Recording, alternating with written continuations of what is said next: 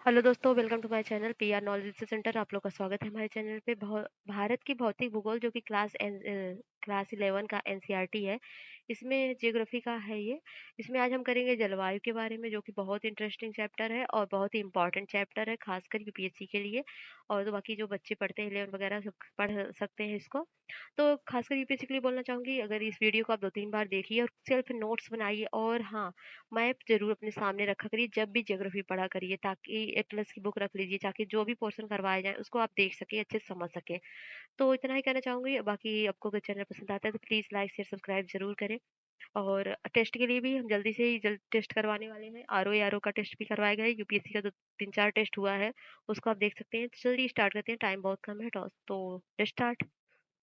तो ये है अध्याय 4, जलवायु। ठीक है। आप गर्मियों में ज़्यादा पानी पीते हैं, आपके गर्मियों के वस्त्र सर्दियों के वस्त्रों से अलग होते हैं। उत्तरी भारत में आप गर्मियों में हल्के वस्त्र और सर्दियों में ऊनी वस्त्र क्यों पहनते हैं? दक्षिणी भारत में ऊनी वस्त्रों की जरूरत नहीं होती है। उत्तर पूर्वी राज्यों में पहाड़ियों को छोड़कर सर्दियों मृदु मृदु होती हैं। विभिन्न ऋतुओं में मौसम की दशाओं में भिन्नता पाई जाती है। भिन्नता मौसम मौसम के तत्वों, तापमान, वायुदाब, पवनों की दिशा एवं गति, आर्द्रता और वर्षण इत्यादि में परिवर्तन से आती है। मौसम वायुमंडल की क्षणिक अवस्था है, जबकि जलवायु का तात्पर्य अपेक्षाकृत लंबे समय की मौसमी दशाओं के औसत से होता है। मौसम जल्दी-जल्दी बदलता है, जैसे कि एक दिन में या एक सप्ताह में, परंतु जलवायु में बदलाव 50 अथवा इससे भी अधिक वर्षों में आता है।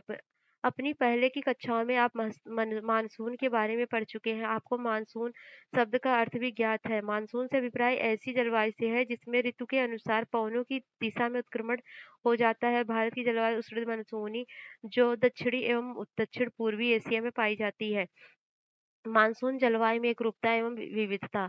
मानसून पवनों की व्यवस्था भारत और दक्षिण पूर्व एशिया के बीच एकता को बल प्रदान करती है।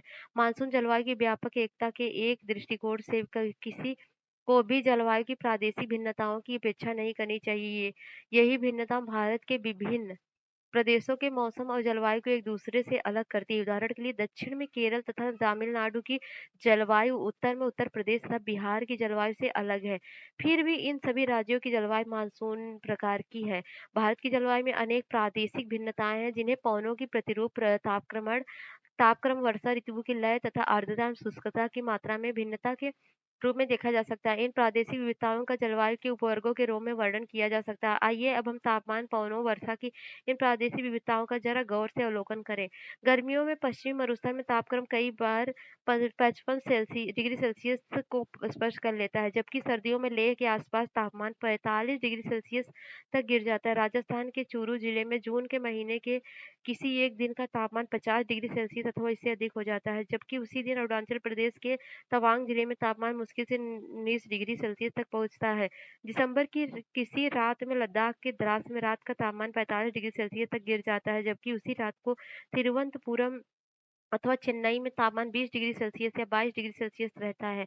उपर्युक्त उदाहरण पुष्टि करते हैं कि भारत में एक स्थान से दूसरे स्थान पर तथा एक क्षेत्र से दूसरे क्षेत्र के तापमान में ऋतुवत अंतर पाया जाता है। इतना ही नहीं, यदि हम किसी एक स्थान से 24 घंटों का तापमान दर्ज करें तो उससे भी विभिन्नताएं कम प्रभावशाली प्रतीत नहीं होती। उदाहरणतः केरल और अंडमान द्वीप समूह में दिन और रात के तापमान में मुश्किल से 7 डिग्री से 8 डिग्री सेल्सियस का अंतर पाया जाता है, किंतु थार मरुस्थल में यदि दिन का तापमान 50 डिग्री सेल्सियस हो जाता है, तो वहाँ रात का तापमान 15 से 20 डिग्री सेल्सियस तक के बीच आज पहुँचता है। आइए अब हम वर्षण की प्रादेशिक विविधताओं को देखें। हिमालय में वर्षण मुख्यतः हिमपात के रूप में होता है, जबकि देश के अन्य भागों में वर्षण जल की बूंदों के रूप में होता है। इसी प्रकार केवल वर्षण के प्रकारों में ही अंतर नहीं है, बल्कि वर्षण की मात्रा में भी अंतर है। मेघालय की खासी पहाड़ियों में स्थित चेरापूंजी और मनसीराम में औसत वार्षिक वर्षा 1080 सेंटीमीटर से ज्यादा होता है। इसके विपरीत राजस्थान के जैसलमेर में औसत वार्षिक वर्षा शायद ही 9 सेंटीमीटर से अधिक होती हो। मेघालय की गारो पहाड़ियों में स्थित तुरा में एक दिन में उतनी वर्षा होती है जितनी जैसलमेर में 10 वर्षों में। पश्चिम हिमालय तथा पश्चिमी मरुस्थल में वार्षिक वर्षा 10 सेंटीमीटर से भी कम होती है, जबकि उत्तर पूर्व में स्थित मेघालय में वार्षिक वर्षा 400 सेंटीमीटर से भी ज्यादा होती है। जुलाई या अगस्त में गंगा के डेल्टा तथा ओडिशा के तटीय भागों पर हर तीसरे व पांचवें दिन प्रचंड तूफान मूसलाधार वर्षा करते हैं, जबकि इन्हीं महीनों में मात्र 1000 किलोमीटर दूर दक्षिण में स्थित तमिलनाडु का कोरोमंडल तट शांत एवं शुष्क रहता है। देश के अधिकांश भागों इलाकों में वर्षा जून और सितंबर के बीच होती है, किंतु तमिलनाडु के तटीय प्रदेशों में वर्षा शरद ऋतु अथवा जाड़ों के आरंभ में होती है। इन सभी भिन्नताओं और विविधताओं के बावजूद भारत की जलवायु अपनी लय और विशिष्टता में मानसूनी है। भारत की जलवायु को प्रभावित करने वाले कारक। भारत की जलवायु को नियंत्रित करने वाले अनेक कारक हैं, जैसे अक्षांश। आप भारत की मुख्य भूमिका झांसी एवं देशांतरी विस्तार पहले से ही जानते हैं। आप ये भी जानते हैं कि कर्क रेखा पूर्व पश्चिम दिशा में देश के मध्य भाग से गुजरती है। इस प्रकार भारत का उत्तरी भाग शीतोष्ण कटिबंध में और कर्क रेखा के दक्षिण में स्थित भाग उष्ण कटिबंध में पड़ता है। उष्ण कटिबंध भूमध्य रेखा के अधिक निकट। अक्षांश कहता है आप भारत की मुख्य भूमिका अक्षांशीय एवं देशांतरी विस्तार पहले ही से जानते हैं। आप यह भी जानते हैं कि कर्क रेखा पूर्व पश्चिम दिशा में देश के मध्य भाग से गुजरती है। इस प्रकार भारत का उत्तरी भाग शीतोष्ण कटिबंध में और कर्क रेखा के दक्षिण में स्थित भाग उष्ण कटिबंध में पड़ता है। उस कटिबंध भूमध्य रेखा के अधिक निकट होने के कारण सारा साल ऊंचे तापमान तथा कम दैनिक और वार्षिक तापांतर का अनुभव करता है। कर्क रेखा से उत्तर में स्थित भाग में भूमध्य रेखा से दूर होने के कारण उच्च दैनिक तथा वार्षिक तापांतर के साथ विषम जलवायु पाई जाती है। हिमालय क्या है? हिमालय पर्वत। उत्तर में ऊंचा हिमालय अपने सभी विस्तारों के साथ एक प्रभावी जलवायु विभाजक की भूमिका निभाता है। यह ऊंची पर्वत श्रृंखला उपमहाद्वीप को उत्तरी पवनों से अभेद्य सुरक्षा प्रदान करती है। जमा देने वाली ये ठंडी पवनें उत्तरी ध्रुव रेखा के निकट पैदा होती हैं और मध्य तथा पूर्वी एशिया में आर पार बहती हैं। इस प्रकार हिमालय पर्वत मानसून पवनों को रोककर उपमहाद्वीप में वर्षा का कारण बनता है। जल और स्थल का विवरण। भारत के दक्षिण में तीन ओर हिंद महासागर और उत्तर की ओर ऊंची व अविच्छिन्न पर्वत श्रेणी स्थल की उपेक्षा अपेक्षा जल देर से गर्म होता है और देर से ठंडा होता है। जल और स्थल के इस विभेदी तापन के कारण भारतीय महाद्वीप में विभिन्न ऋतुओं में विभिन्न वायुदाब प्रदेश विकसित हो जाते हैं। वायुदाब में भिन्नता मानसून पवनों के उत्क्रमण के कारण बनती है। समुद्र तट से दूरी। लंबी तटीय रेखा के कारण भारत के विस्तृत तटीय प्रदेशों में समकारी जलवायु पाई जाती है। भारत के अंदरूनी भाग समुद्र के समकारी प्रभाव से वंचित रह जाते हैं। ऐसे क्षेत्रों में विषम जलवायु पाई जाती है। यही कारण है कि मुंबई तथा कोंकण तट के निवासी तापमान की विषमता और ऋतु परिवर्तन का अनुभव नहीं कर पाते। दूसरी ओर समुद्र तट से दूर देश के आंतरिक भागों में स्थित दिल्ली, कानपुर और अमृतसर में मौसमी परिवर्तन पूरे जीवन को प्रभावित करते हैं। उष्णकटिबंधीय विसरण क्षेत्र क्या होता है? तो विषुवत वृत्त पर स्थित अंतर उष्ण उष्ण कटिबंधीय विसरण क्षेत्र एक निम्न वायुदाब वाला क्षेत्र है। इस इस क्षेत्र में व्यापारिक पवनें मिलती हैं, अतः इस क्षेत्र में वायु ऊपर उठने लगती है। जुलाई के महीने में ITCZ 20 डिग्री से 25 डिग्री उत्तर अक्षांशों के आसपास गंगा के मैदान अ, अ, उत्तर और पश्चिम भारत में तापीय विद्युत अक्षांशों के आसपास गंगा के मैदान में स्थित हो जाती है। इसे कभी-कभी मानसूनी गर्त भी कहा जाता है। कहते हैं यह मानसूनी गर्त उत्तर और उत्तर पश्चिम भारत पर तापीय निम्न वायुदाब के विकास को प्रोत्साहित करता है। ITCZ के उत्तर की ओर खिसकने के कारण दक्षिण गोलार्ध की व्यापारिक पवनें 40 डिग्री से 60 डिग्री पूर्वी देशांतरों के बीच विषुवत वृत्तों को पार कर जाती हैं। कोरियोलिस बल के प्रभाव से विषुवत वृत्त को पार करने वाली इन व्यापारिक पवनों की दिशा दिशा दक्षिण-पश्चिम में उत्तर-पूर्व की ओर हो जाती है। यही दक्षिण-पश्चिम मानसून शीत ऋतु में ITCZ दक्षिण की ओर खिसक जाता है और इसी के अनुसार पवनों की दिशा दक्षिण-पश्चिम से बदलकर उत्तर-पूर्व हो जाती है। यही उत्तर-पूर्व मानसून है। समुद्र तल से ऊंचाई। ऊंचाई के साथ तापमान घटता है। विरल वायु के कारण पर्वतीय प्रदेश मैदानों की तुलना में अधिक ठंडे होते हैं। उदाहरणतः आगरा और दार्जिलिंग एक ही अक्षांश पर स्थित है, किंतु जनवरी में आगरा का तापमान 16 डिग्री सेल्सियस जबकि दार्जिलिंग का तापमान 4 डिग्री सेल्सियस होता है। उच्चावच। भारत का भौतिक स्वरूप अथवा उच्चावच तापमान वायुदाब पवनों की गति एवं दिशा तथा ढाल की मात्रा और वितरण को प्रभावित करता है। उदाहरणतः जून जुलाई के बीच पश्चिमी घाट तथा असम के पवन विमुखी ढाल का अधिक वर्षा प्राप्त करते हैं, जबकि इसी दौरान पश्चिम घाट के साथ लगा दक्षिणी पठार पवन विमुखी स्थिति के कारण कम वर्षा प्राप्त करता है। भारतीय मानसून की प्रकृति मानसून का एक सुपरिचित जलवायवी घटक है, परंतु उसके बारे में बहुत कम जानकारी उपलब्ध है। सदियों से होते आ रहा है कि प्रेक्षणों के बावजूद मानसून आज भी वैज्ञानिकों के लिए पहेली बना हुआ है। मानसून की सही प्रकृति व उनके कारणों को जानने के लिए अनेक प्रयास किए गए, किंतु अब तक कोई भी एक सिद्धांत इसे पूरी तरह से स्पष्ट नहीं कर पाया। पिछले कुछ दिनों में उसका तोड़ तब सामने आया जब मानसून का अध्ययन क्षेत्रीय स्तर की बजाय भूमंडलीय स्तर पर किया गया। एल नीनो और भारतीय मानसून। एल नीनो एक जटिल मौसम तंत्र है जो हर 5 या 10 साल बाद प्रकट होता रहता है। इसके कारण संसार के विभिन्न भागों में सूखा, बाढ़ और मौसम की चरम अवस्थाएं आती हैं।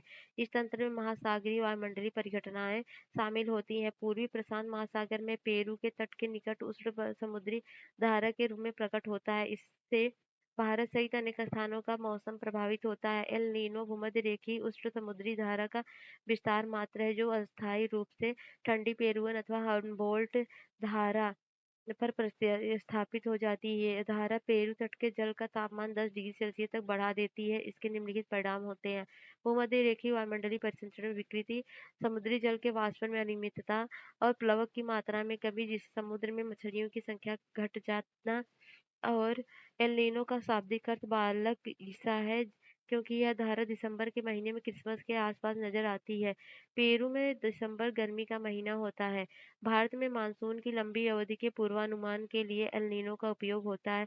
सन 1990 से 91 में एल नीनो का प्रचंड रूप देखने को मिलता था। इसके कारण देश में अधिकतर भागों में मानसून के आगमन में 5 से 12 दिनों की देरी हो गई थी।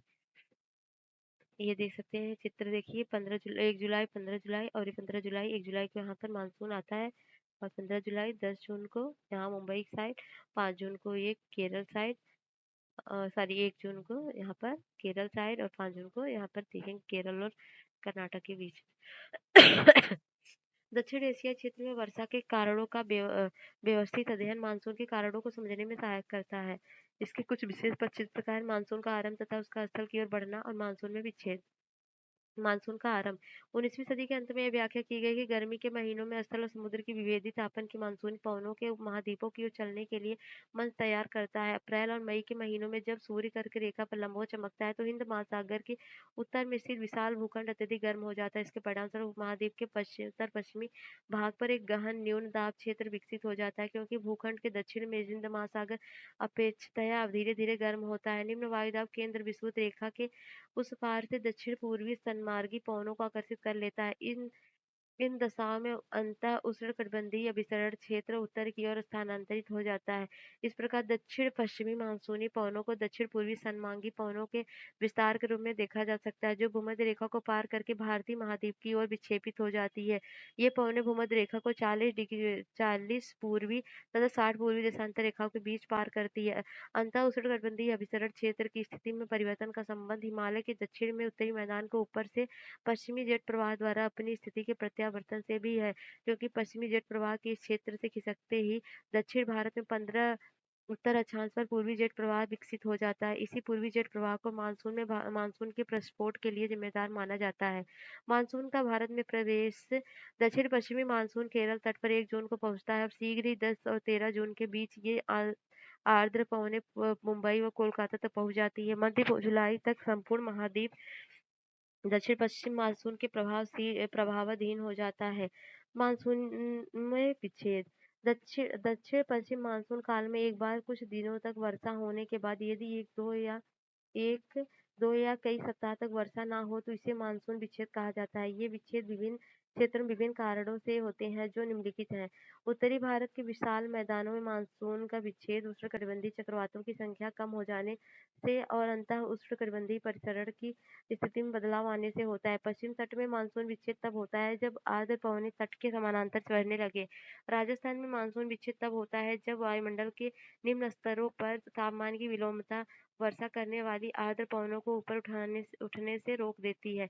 मानसून का निवर्तन: मानसून के पीछे हटने या लौट जाने को मानसून का निवर्तन कहा जाता है। सितंबर के आरंभ में उत्तर पश्चिम भारत से मानसून पीछे हटने लगती है और मध्य अक्टूबर तक यह दक्षिण भारत को छोड़ शेष समस्त भाग में निवर्तित हो जाती है।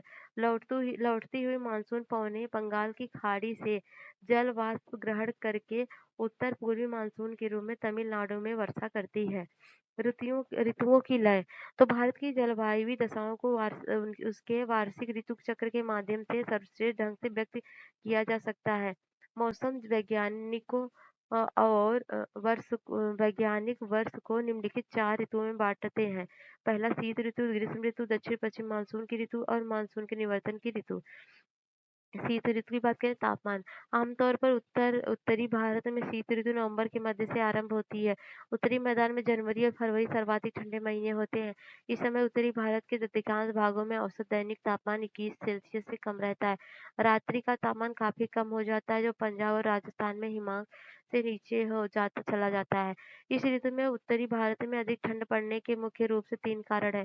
पंजाब, हरियाणा, राजस्थान जैसे राज्य समुद्र के समकालीन प्रभाव से दूर स्थित होने के कारण महाद्वीपीय जलवायु का अनुभव करते हैं। दूसरा है निकटवर्ती हिमालय की श्रेणियों में हिमपात के कारण शीतलहर की स्थिति उत्पन्न हो जाती है और फरवरी के आसपास कैस्पियन सागर और तुर्कमेनिस्तान की ठंडी पवनें उत्तरी भारत में शीतलहर ला देती हैं। ऐसे अवसरों पर देश के उत्तर पश्चिम भागों में पाला व कोहरा पड़ता है। तो मानसून को समझना। मानसून का स्वभाव एवं रचना तंत्र संसार के विभिन्न भागों में स्थल महासागरों तथा ऊपरी वायुमंडल में एकत्रित मौसमी संबंधित आंकड़ों के आधार पर समझा जाता है। पूर्वी प्रशांत महासागर में स्थित फ्रेंच पोलिनेशिया के ताहिती तथा हिंद महासागर में ऑस्ट्रेलिया के पूर्वी भाग में स्थित पोर्ट डार्विन के बीच पाए जाने वाले वायुदाब का अंतर मापकर मनुष्य मानसून की तीव्रता के बारे में पूर्वानुमान लगाया जा सकता है। भारत का मौसम विभाग 16 कारकों के आधार पर मानसून के संभावित व्यवहार के बारे में काफी समय का पूर्वानुमान लगाता है। प्रायद्वीपीय भारत में कोई निश्चित शीत ऋतु नहीं होती।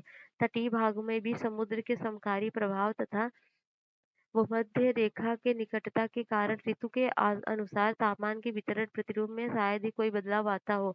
उदाहरणतः तिरुवनंतपुरम में जनवरी का माध्य अधिकतम तापमान 21 डिग्री सेल्सियस तक रहता है जबकि जून में यह 29.5 डिग्री सेल्सियस पाया जाता है। पश्चिमी घाट की पहाड़ियों पर तापमान अपेक्षाकृत कम पाया जाता है।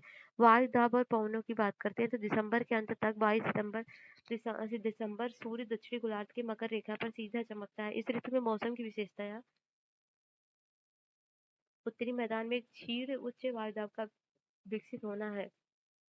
दक्षिणी भारत में वायुदाब उतना अधिक नहीं होता है। 1019 मिलीबार तथा 1013 मिलीबार की संभार रेखाएं उत्तर पश्चिमी भारत तथा सुदूर दक्षिण से होकर गुजरती है। परिणाम स्वरूप उत्तर पश्चिमी उच्च वायुदाब क्षेत्र में दक्षिण में हिंद महासागर पर स्थित निम्न वायुदाब क्षेत्र की और पवनें चलना आरंभ कर देती हैं। कम दाब प्रवणता के कारण 3 से 5 किलोमीटर प्रति घंटा की दर से मंद गति की पवनें चलने लगती हैं। मोटे तौर पर क्षेत्र की भू आकृति भी पवनों की दिशा को प्रभावित करती है। गंगा घाटी में इनकी दिशा पश्चिमी और उत्तर पश्चिमी होती है। गंगा ब्रह्मपुत्र डेल्टा में इनकी दिशा उत्तरी हो जाती है। भू आकृति के प्रभाव से मुक्त इन पवनों की दिशा बंगाल की खाड़ी में स्पष्ट तौर पर उत्तर पूर्व होती है। सर्दियों में भारत का मौसम सुहावना होता है फिर भी यह सुहावना मौसम कभी कभार हल्के चक्रवाती अवदाबों में बाधित होता रहता है। पश्चिमी विक्षोभ कहे जाने वाले चक्रवात पूर्वी भूमध्य सागर पर उत्पन्न होते हैं और पूर्व की ओर चलते हुए पश्चिमी एशिया, ईरान, अफगानिस्तान तथा पाकिस्तान को पार करके भारत के उत्तर पश्चिम भागों में पहुंचते हैं। मार्ग में उत्तर में कैस्पियन सागर तथा दक्षिण में ईरान की खाड़ी से गुजरते समय इन चक्रवातों की आर्द्रता में संवर्धन हो जाता है। पश्चिमी जेट प्रवाह इन अवदाबों को भारत की ओर उन्मुख करने में भूमिका निभाते हैं। वर्षा की बात करें शीतकालीन मानसूनी पवनें स्थल से समुद्र की ओर चलने के कारण वर्षा नहीं करती क्योंकि एक तो इनमें नमी केवल नाम मात्र की होती है, दूसरे स्थल पर घर्षण के कारण इन पवनों का तापमान बढ़ जाता है जिससे वर्षा होने की संभावना निरस्त हो जाती है। अतः शीत ऋतु में अधिकांश भारत में वर्षा नहीं होती है। अपवाद स्वरूप कुछ क्षेत्रों में शीत ऋतु में वर्षा होती है।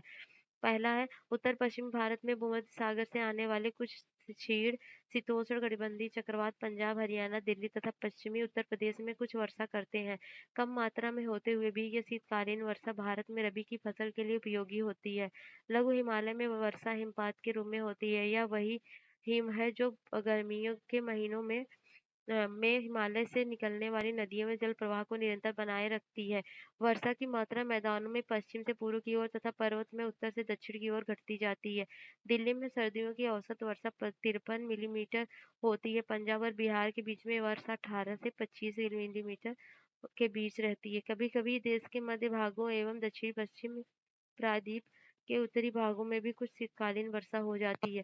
तीसरा, जाड़े के महीनों में भारत के उत्तरी भाग, पूर्वी भाग में स्थित अरुणाचल प्रदेश तथा असम में भी 25 से 50 मिलीमीटर तक वर्षा हो जाती है।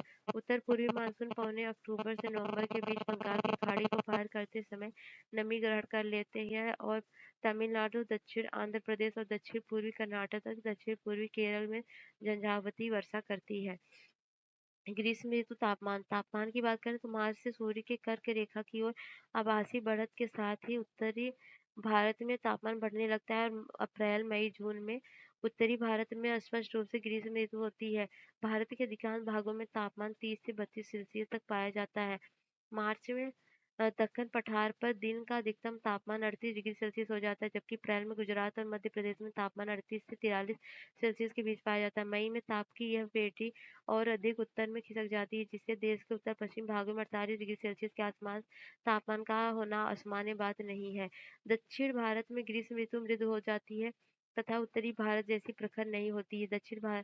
दक्षिणी भारत की प्रायद्वीपीय स्थिति समुद्र के समकाली प्रभाव के कारण यहाँ के तापमान को उत्तर भारत में प्रचलित तापमानों से नीचे रखती है। अतः दक्षिण में तापमान 26 डिग्री से 32 डिग्री सेल्सियस के बीच रहता है। पश्चिमी घाट की पहाड़ियों के कुछ क्षेत्र में ऊंचाई के कारण तापमान 25 डिग्री सेल्सियस से कम रहती है।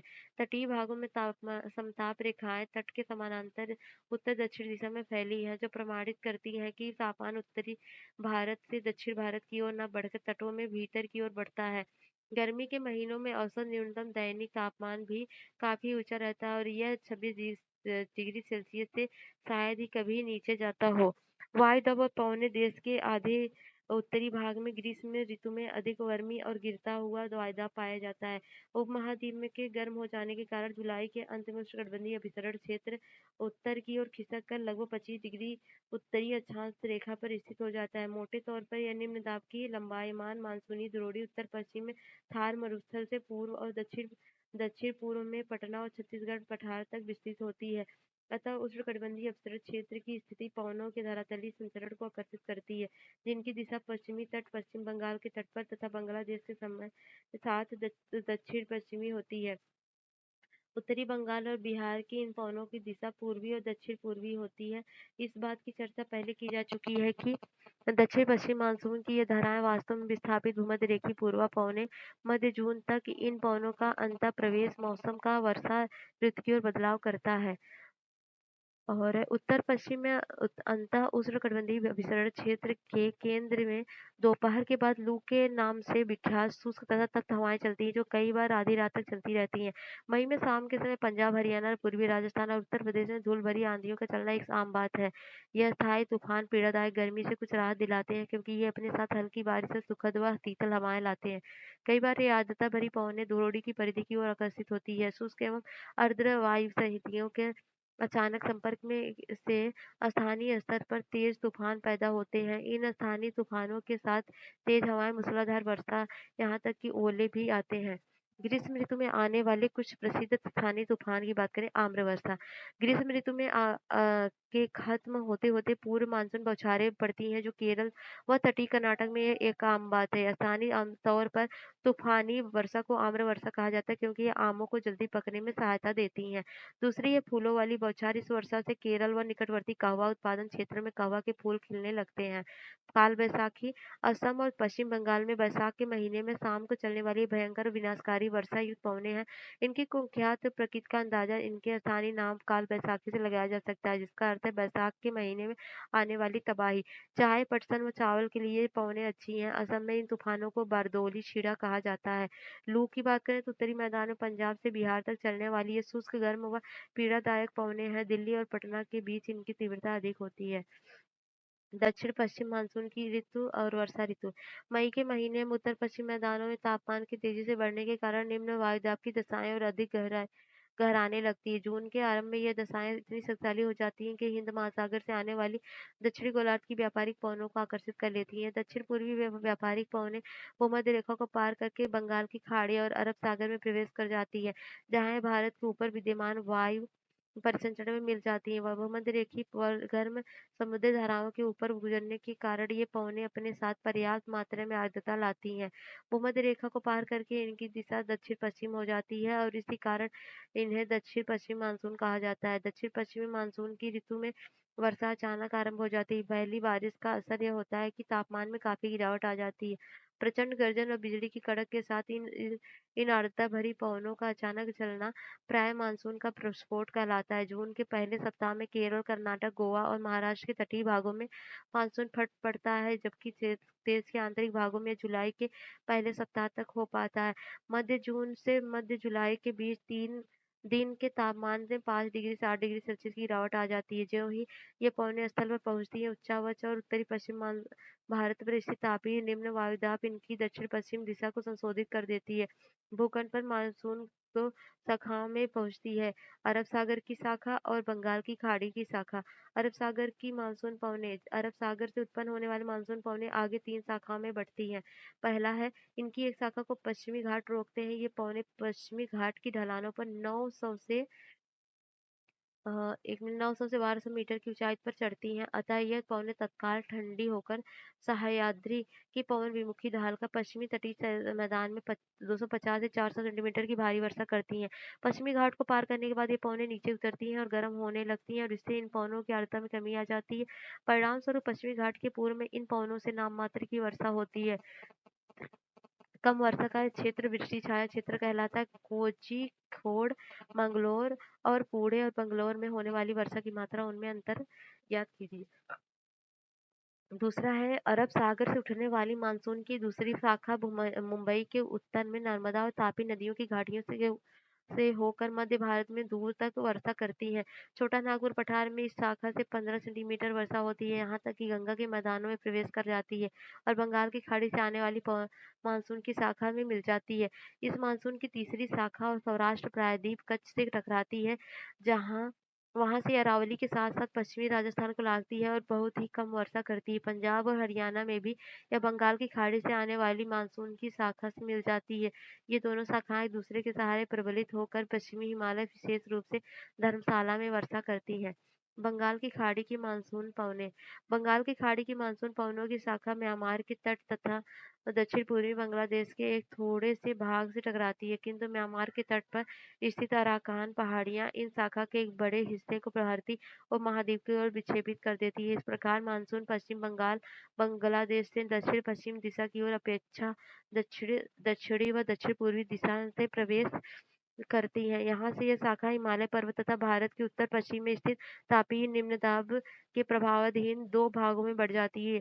इसकी एक शाखा गंगा के मैदान के साथ-साथ पश्चिम की ओर बढ़ती है और पंजाब के मैदान तक पहुँचती है। दूसरी शाखा उत्तर व उत्तर-पूर्व में ब्रह्मपुत्र घाटी में बढ़ती है। यह शाखा जहाँ विस्तृत क्षेत्र में वर्षा करती है, इसकी एक उपशाखा मेघालय में स्थित गारो और खासी की पहाड़ियों से टकराती है। खासी पहाड़ियों के शिखर पर स्थित मसीनराम विश्व की सर्वाधिक औसत वार्षिक वर्षा प्राप्त करता है। यहाँ यह जानना महत्वपूर्ण है कि तमिलनाडु तट वर्षा ऋतु में शुष्क क्यों रह जाता है। इसके लिए 2 कारक उत्तरदायी हैं। तमिलनाडु तट बंगाल की खाड़ी की मानसून पवनों के समानांतर पड़ता है। यह दक्षिण-पश्चिमी मानसून की अरब सागर शाखा के वृष्टि क्षेत्र में स्थित है। मानसून के निवर्तन की ऋतु अक्टूबर और नवंबर के महीनों को मानसून के निवर्तन की ऋतु कहा जाता है। सितंबर के अंत में ऋतु की दक्षिणायन होने की स्थिति में गंगा के मैदान पर स्थित निम्न वायुदाब की द्रोणी भी दक्षिण की ओर खिसकना आरंभ कर देती है। इससे दक्षिण पश्चिम मानसून कमजोर पड़ने लगता है। मानसून सितंबर के पहले सप्ताह में पश्चिम राजस्थान को लौटता है। इस महीने के अंत तक मानसून राजस्थान, गुजरात, पश्चिम गंगा मैदान तथा मध्यवर्ती उच्च भूमियों से लौट चुकी होती है। अक्टूबर के आरंभ में बंगाल की खाड़ी के पश्चिमी भागों में स्थित हो जाता है तथा नवंबर के शुरू में यह कर्नाटक और तमिलनाडु की ओर बढ़ जाता है। दिसंबर के मध्य तक निम्न वायुदाब का केंद्र प्रायद्वीप से पूरी तरह हट चुका होता है। मानसून के निवर्तन की ऋतु में आकाश स्वच्छ हो जाता है और तापमान बढ़ने लगता है। जमीन में अभी भी नमी होती है। उच्च तापमान और आर्द्रता की दशाओं से मौसम कष्टकारी हो जाता है। आमतौर पर इसे कार्तिक मास की उष्मा कहा जाता है। अक्टूबर माह के उत्तरार्ध उत्तरार्ध में तापमान तेजी से गिरने लगता है और तापमान में गिरावट उत्तरी भारत में विशेष तौर पर देखी जाती है। मानसून के निर्वाचन की ऋतु में मौसम भारत में सूख जाता है और जबकि प्रायद्वीप के उत्तरी भागों में वर्षा होती है। अक्टूबर-नवंबर वर्ष के सबसे अधिक वर्षा वाले महीने होते हैं। इस ऋतु की व्यापक वर्षा का संबंध चक्रवाती और दाबों के मार्गों में होता है और अंडमान समुद्र में पैदा होते हैं और दक्षिण प्रायद्वीप के पूर्वी तट को पार करते हैं। यह उष्णकटिबंधीय चक्रवात अत्यंत विनाशकारी होते हैं। गोदावरी, कृष्णा, अन्य नदियों के घने बसे डेल्टाई प्रदेश इन तूफानों से शिकार बनते हैं। हर साल चक्रवातों से आपदा आती है। कुछ चक्रवाती तूफान पश्चिम बंगाल, बांग्लादेश और म्यांमार के तट से टकराते हैं। कोरोमंडल तट पर होने वाली अधिकांश वर्षा इन्हीं अवदाबों और चक्रवातों से प्रारंभ प्राप्त होती है। इसे चक्रवाती तूफान अरब सागर में कम उठते हैं। भारत की परंपरागत ऋतुएं भारतीय परंपरा के अनुसार वर्ष को द्विमासिक 6 ऋतुओं में बाँटा जाता है। उत्तरी और मध्य भारत में लोगों द्वारा अपनाए जाने वाले इस ऋतु चक्र का आधार उनका अपना अनुभव और मौसम के घटक का प्राचीन काल से चला आया ज्ञान है। लेकिन ऋतुओं की यह व्यवस्था दक्षिण भारत की ऋतुओं से मेल नहीं खाती, जहाँ ऋतुओं में थोड़ी भिन्नता पाई जाती है। तो बसंत ऋतु चैत वैशाख मार्च अप्रैल में और ग्रीष्म ऋतु जेठ आषाढ़ मई जून में, वर्षा जो होती है श्रावण भाद्र में, जुलाई अगस्त में और शरद जो अश्विन कार्तिक में, सितंबर अक्टूबर में, हेमंत मार्गशीर्ष पौष में, नवंबर दिसंबर में और शीशिर जो है माघ फाल्गुन जनवरी फरवरी में। वर्षा का वितरण भारत में औसत वार्षिक वर्षा लगभग 125 सेंटीमीटर है और इनमें इसमें क्षेत्रीय विभिन्नताएं पाई जाती हैं। अधिक वर्षा वाले क्षेत्र अधिक वर्षा वाले पश्चिमी तट, पश्चिम घाट, उत्तर पूर्व के उप हिमालयी क्षेत्र तथा मेघालय की पहाड़ियों पर होते हैं। यहाँ वर्षा 200 सेंटीमीटर से अधिक होती है। खासी और जयंतिया पहाड़ियों के कुछ भागों में वर्षा 100 सेंटीमीटर से भी अधिक होती है। ब्रह्मपुत्र घाटी तथा निकटवर्ती पहाड़ियों पर 200 सेंटीमीटर से भी कम होती है।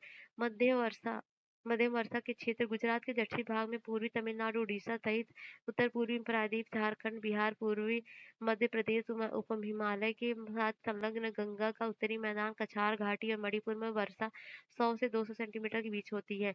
न्यून वर्षा के क्षेत्र पश्चिमी उत्तर प्रदेश, दिल्ली, हरियाणा, पंजाब, जम्मू कश्मीर, पूर्वी राजस्थान, गुजरात तथा दक्कन के पठार पर वर्षा 50 से 100 सेंटीमीटर के बीच होती है। अपर्याप्त वर्षा के क्षेत्र प्रायद्वीपीय के कुछ भागों में, विशेष रूप से आंध्र प्रदेश, कर्नाटक, महाराष्ट्र में, लद्दाख और पश्चिम राजस्थान के अधिकतर भागों में 50 सेंटीमीटर से कम वर्षा होती है। हिमपात हिमालयी क्षेत्रों तक सीमित रहता है। मानचित्र का अवलोकन करते हुए वर्षा के प्रारूप पहचानिए। मानसून और भारत का आर्थिक जीवन। मानसून वह धुरी है जिस पर समस्त भारत का जीवन चक्र घूमता है, क्योंकि भारत की 64% जनता भरण पोषण के लिए खेती पर निर्भर करती है, जो मुख्यतः दक्षिण पश्चिम मानसून पर आधारित है। दूसरा है हिमालय प्रदेशों के अतिरिक्त शेष भारत में वर्ष भर यथेष्ट गर्मी रहती है और इससे सारा साल खेती की जा सकती है। तीसरा है मानसून जलवायु की क्षेत्रीय विभिन्नता नाना प्रकार की फसलों को उगाने में सहायक है। चौथा है वर्षा की परिवर्तनीय देश के कुछ भागों में सूखा तो बाढ़ का कारण बनती है। पांचवा है भारत में कृषि की समृद्धि वर्षा के सही समय पर आने वाले तथा उनके पर्याप्त वितरित होने पर निर्भर करती है। यदि वर्षा नहीं होती तो कृषि पर इसका बुरा प्रभाव पड़ता है, विशेष रूप से उन क्षेत्रों में जहां सिंचाई के साधन विकसित नहीं है। मानसून का अचानक प्रस्फोट देश के व्यापक क्षेत्रों में मृदा अपरदन की समस्या उत्पन्न कर देता है। तो उत्तर भारत में शीतोष्णकटिबंधीय चक्रवातों द्वारा होने वाली शीतकालीन वर्षा रबी की फसलों के लिए अत्यंत लाभकारी सिद्ध होती है। भारत की जलवायु की क्षेत्रीय विभिन्नता भोजन, वस्त्र और आवासों की विविधता में उजागर होती है। भूमंडलीय तापन आप जानते हैं कि परिवर्तन प्रकृति का नियम है और भूतकाल में जलवायु में ही भूमंडलीय एवं स्थानीय स्तर में परिवर्तन हुए हैं। जलवायु में परिवर्तन आज भी हो रहे हैं, किंतु ये परिवर्तन अगोचर है। अनेक भूवैज्ञानिक साक्ष्य बताते हैं कि एक समय पृथ्वी के विशाल भाग बर्फ से ढके थे। आपने भूमंडलीय तापन पर वाद विवाद सुना अथवा पढ़ा होगा। प्राकृतिक कारकों के अतिरिक्त भूमंडलीय तापन के लिए बड़े पैमाने पर औद्योगिकरण तथा वायुमंडल में प्रदूषणकारी गैसों की वृद्धि जैसे मानवीय क्रियाएं थी भी महत्वपूर्ण उत्तरदायी कारक हैं। भूमंडलीय तापन की चर्चा करते समय अपने हरित गृह प्रभाव के बारे में सुना होगा। विश्व के तापमान में काफी वृद्धि हो रही है। मानवीय क्रियाओं तथा द्वारा उत्पन्न कार्बन डाइऑक्साइड की वृद्धि चिंता का मुख्य कारण है। जीवाश्म ईंधनों के जलने से वायुमंडल में इस गैस की मात्रा बढ़ रही है। कुछ अन्य गैस से जैसे मीथेन, क्लोरोफ्लोरोकार्बन, ओजोन और नाइट्रस ऑक्साइड वायुमंडल में अल्प मात्रा में विद्यमान है। इन्हें तथा कार्बन डाइऑक्साइड को हरितगृह कहते हैं। कार्बन डाइऑक्साइड की तुलना में अन्य चारक गैसें दीर्घ तरंगी विकिरण द्वारा का ज़्यादा अच्छी तरह से अवशोषण करती है, इसलिए हरितगृह प्रभाव को बढ़ाने में उनका अधिक योगदान है। इन्हीं के प्रभाव से पृथ्वी का तापमान बढ़ रहा है। विगत 150 वर्षों में पृथ्वी की सतह पर औसत वार्षिक तापमान बढ़ा है। ऐसा अनुमान है कि सन 2100 में भूमंडलीय तापमान में लगभग 2 डिग्री सेल्सियस की वृद्धि हो जाएगी। तापमान की इस वृद्धि से कई अन्य परिवर्तन भी होंगे। इनमें से एक है गर्मी के कारण हिमानियों और समुद्री बर्फ के पिघलने से समुद्र तल का ऊंचा होना। प्रचलित पूर्वानुमान के अनुसार औसत समुद्री तल 21वीं शताब्दी के अंत तक 48 डिग्री सेंटीमीटर ऊंचा हो जाएगा। इसके कारण प्राकृतिक बाढ़ों की संख्या बढ़ जाएगी। जलवायु परिवर्तन से मलेरिया जैसी अन्य बीमारियां बढ़ जाएंगी। साथ ही वर्तमान जलवायु सीमाएं भी बदल जाएंगी, जिसके कारण कुछ भाग कुछ अधिक जल शक्ति और अधिक शुष्क हो जाएंगे। कृषि के प्रतिरूप बदल जाएंगे और जनसंख्या और परितंत्र में भी परिवर्तन होंगे। जरा सोचिए, यदि आज का समुद्र तल 50 सेंटीमीटर ऊंचा हो जाए तो भारत के तटवर्ती क्षेत्र पर क्या प्रभाव पड़ेगा। तो ये रहे क्वेश्चन आंसर। इन क्वेश्चन आंसर का देने का प्रयत्न कीजिएगा और कैसा लगा वीडियो बताइए। जरूर लाइक शेयर सब्सक्राइब करिएगा। मिलते हैं नेक्स्ट वीडियो में नेक्स्ट चैप्टर के साथ। तब तक के लिए जय हिंद, जय भारत।